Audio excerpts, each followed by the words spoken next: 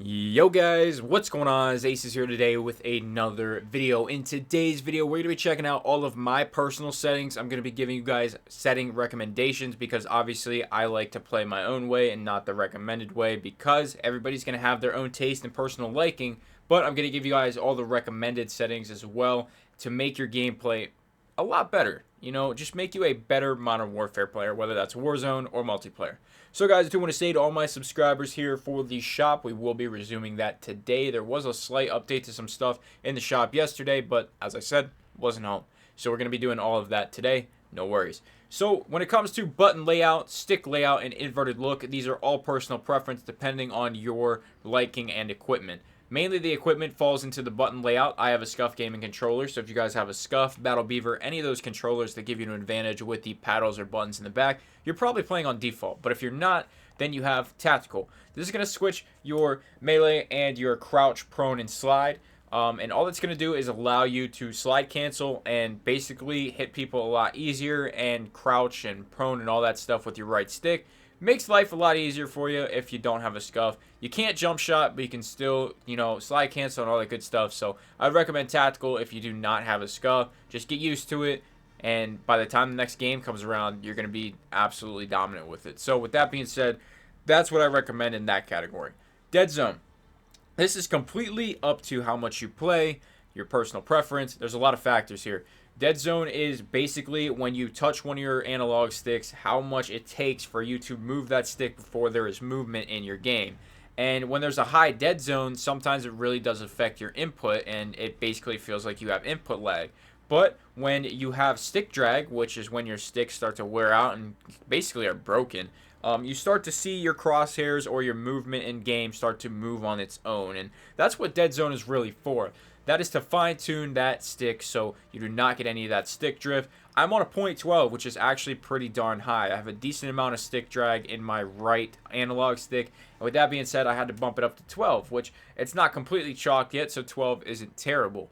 But it's definitely noticeable, and 12 is where I found a happy medium. Now, if you guys don't have that much stick drag or you're more of a casual player, I would recommend about the 0.6, 0.7, 0.8 range, and that's something you really have to work with. Just go into a private match, play with your dead zone setting, and you will figure it out very quickly. It takes about 10 to 15 minutes to find the perfect setting, but it's absolutely worth it in getting the best stick movement. Sensitivity is a big one. I play on a severe disadvantage by playing on a higher sense. Now, of course, I get those really sick turn-on kills where I can snap on people really easy, but I've been playing on 12-12 since, I think, Modern Warfare 3. So I'm very, very used to it. I mean, Modern Warfare 3 was literally ages ago, so I am very used to the high sense. New players, I really doubt they're going to be really good with the high sense. It's something you have to use for a while, really get used to it. And you might feel like you're used to it, but you're still going to be lacking in certain categories, which I'll get into very, very soon. So professional players in this game will play on a 5 to 6 sensitivity. They might play on a 5 horizontal and a 6 vertical, or vice versa, around that range. They might play on 5.5, 6.6, and the occasional pro might bump it down to 4, and the occasional pro might bump it up to 7. And then for rare cases in games like Black Ops 3, some pros were playing on the 12-12 or higher senses, just because with that game, it's just so crazy. And I do want to say it is very possible to go pro with a high sense. It's just you're at a severe disadvantage, and we'll get into that. So the higher sensitivities are really going to affect your in-game aim, mainly because your ADS aim is still going to be crazy. Now you can change that multiplier, which is right below here, to a lower multiplier, so it kind of makes up for your higher sense. However, I do not do that. I keep it on 1 because I like the additional challenge, and I have standard aim response curve. So I'm really playing at a disadvantage here at the end of the day. But guys, if you're playing on the low sense, what it really allows you to do is your snaps aren't going to be as quick, but it allows you to really get a fine-tuned, precise aim. And if you're, combining that with the dynamic aim response, you really have a dominant aim, and it's really going to help you get a lot more kills by getting a precise aim. Now, when I'm playing on 12-12 with standard aim assist and, no additional settings, it is a lot harder to get those really fine-tuned long-range shots. But I do want to say, when you're on 12-12, it's a lot easier to turn on people and snap on people. Some of the snaps you get on higher sensitivities are just absolutely disgusting, and you actually win a lot of gunfights you shouldn't. So there's certain trade-offs, you know, with each one. ADS sensitivity, I've always kept it at 1. There's literally no reason to change this for me personally. I don't see any anyway. The only one I would maybe recommend is a high zoom. I mean, some of those sniper scopes do drag a little bit slow, so turning this up a little bit might not hurt if you really enjoy sniping, but I'd recommend trying to find some settings from a sniper YouTube channel or somebody who does like Pomage or Sprat, somebody who does sniping like 24/7. Those are going to be better for sniper only settings. It's not really the place here on this channel. Aim response curve. This one has been something that just is very, very tough for certain players. Now, I've always played on standard. I have had no reason to really, really mess with this because I like the challenge. I know I have skill in this game. I know I'm going to perform well regardless of what my settings are. I mean, obviously, I have to be on 12 cents, and there has to be a couple things there, you know, the base core settings that I use. But at the end of the day, I don't need to fine-tune my aim response. There was one that in aim assist, which is right here, you know, you have the focusing, and I've always run focusing, and I think I said earlier that I have the standard aim assist. I don't have standard aim assist, I have standard aim response curve. They are different, but when you're on this aim response curve, basically if you push your stick to the right, it's gonna go right when you're aiming. It's just gonna go full right at that same speed. But if you are, you know, not pressing on your stick as hard and you're kind of just tilting it a little bit, it might go slower or faster depending on your dynamic curve. And it's really hard to kind of explain it without showing you in-game footage of it. So that's something that I'm sure there's a video comparing the aim responses. But I've heard a lot of different opinions. Some people stay on standard, some people stay on dynamic. And I do believe most of the professionals do play on dynamic. However, there's a ton of people playing on standard, and I'm always going to keep it on standard until the next game. Vibration is absolutely essential to have off if you are an aspiring competitive player. There's no reason to have vibration on. I've always kept it on in the past, since this game actually. I think I might have had it off in Black Ops 4. I cannot remember. I don't think I did. But basically, since Modern Warfare 3, I play with vibration on. I feel like it gives you a little more sense of realism, just feeling the vibration when you're shooting your gun in game. Now, I do not have vibration on in any game, mainly because the new Scuff controller I bought, the one rumbler, is actually loose in the controller. So it vibrates like twice or 3 times the amount a normal controller should. It was really loud. I couldn't even record gameplays because it was so loud. But then it really, really took a huge like performance upgrade for me. I mean, I just did so much better without vibration. Not worrying about the controller vibrating and your thumbs moving on the stick and messing up your aim is huge. You get so many more kills without vibration in any game, not just Modern Warfare. And this is one I really recommend you give it a week. You just keep vibration off for a week straight, see if you like it, and I guarantee you, you will not go back unless you are somebody who really, really enjoys that vibration feeling for like a sense of realism. Other than that, if you want a lot more kills, this is one of your biggest settings here, and it might not sound like a big one, but it really is. Moving down, aim assist. Now, you know, there's standard aim assist, which has been in every single game. You have the precision, which is that strong aim slowdown when you're really close to somebody. But there's the focusing that kicks in when you're just missing them. If you're basically like shooting at somebody and they're running, and the aim assist will help you follow them. And honestly, I haven't really played with this. Focusing seemed like the most overpowered aim assist at the beginning of the game, and that's just what I put it on. And there is some, you know, strong aim assist claims in this game and conspiracies. Then it's been proven. I mean, if you look at vertical compared to horizontal not recoil, I don't know why I said that, aim assist, there's some huge differences. So I'm not sure what the best aim assist setting is, and I don't know what all pros play on, but I would assume it's one of the last 3. Nobody's going to play on a disabled aim assist. I mean, if you're on PC playing with mouse and keyboard, obviously you don't even get aim assist. So it depends on where you're at, but these are mainly for console players, and, you know, I would recommend focusing just because it seems like the most overpowered one, but that's completely up to you. Weapon mount activation. Honestly, if you don't have it to that default setting, I don't know what you would even have it on. I've never even considered double tap ADS. That sounds terrible. And auto weapon mounting on ADS, that sounds terrible. Mounting is definitely a good mechanic in the game to control your recoil. For a competitive standpoint, not so much, But when you're trying to post up and get a kill when you know somebody's going to come around a corner, it's a nice little thing to have. And to know you're guaranteed that kill almost with 0 recoil, I mean, I would just keep this the same. And you have the movement exit from a mount. This is great. I would not change this. You have ADS behavior, hold. This is a completely optional setting to your liking. I have never liked press ADS. I always like hold. Equipment behavior, same thing. Personal preference. Now, here is a big setting, the contextual tap. If you're a Warzone player, absolutely have contextual tap on. This allows you to pick up items right away and not press the hold. I had a video on this setting. It is very important that you have contextual on if you are a Warzone player. If you're a multiplayer player, tap to reload all day long. It's the best setting, easily, and you know, there's really not much to it in my personal opinion. So when your ammo is gone, you automatically switch weapons. This is okay. I mean, the odds you're really going to see this setting is, you know, maybe once every 10 games. I mean, if you are really running through all your rounds in a life, you're doing well. And you're probably picking up another weapon before you're switching to your secondary. There's really no reason not to unless you're running specialist. But in that case, if you have specialist, you're getting scavenger as a specialist bonus. There's really no need to really change this setting. I mean, it's not going to impact you in any negative performance way. Movement, slide behavior. Make sure this is on tap. This is huge. This really allows you to slide cancel in this game.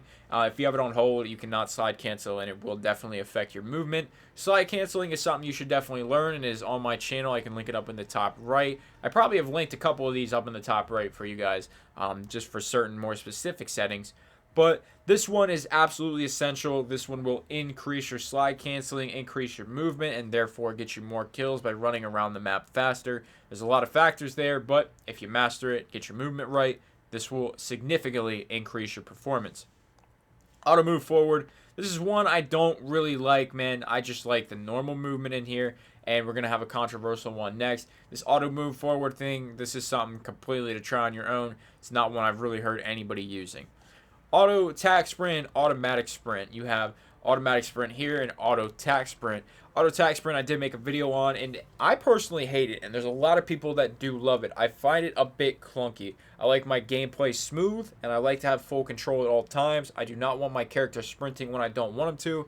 Now, I do want to say when you're playing on disabled, you are wearing down that left stick a lot more.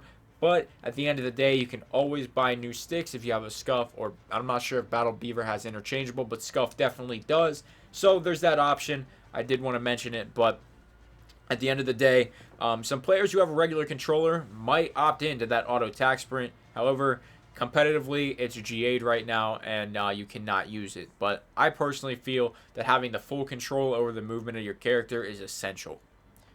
Vehicle camera recenter. I don't even know what this is. I'm going to be honest. I think the vehicles and how they are fine. So with that being said, I don't think it's a big deal. And then parachute auto deploy. I do want to say that this obviously only works on your first parachute if you have not experimented with it. So if you go into Warzone, deploy your chute, and then drop or cut your chute and then drop to the ground, you will die. You will splat to the ground and absolutely break into a million pieces. So, I mean, this one, sometimes you forget when you're on the first deploy of a Warzone match. You know, it's good to have in the back pocket. There's really no reason not to run this one, in my opinion. Moving over to general now, I'm not sure really how much stuff we got to go over in here. A lot of it's going to be personal preference.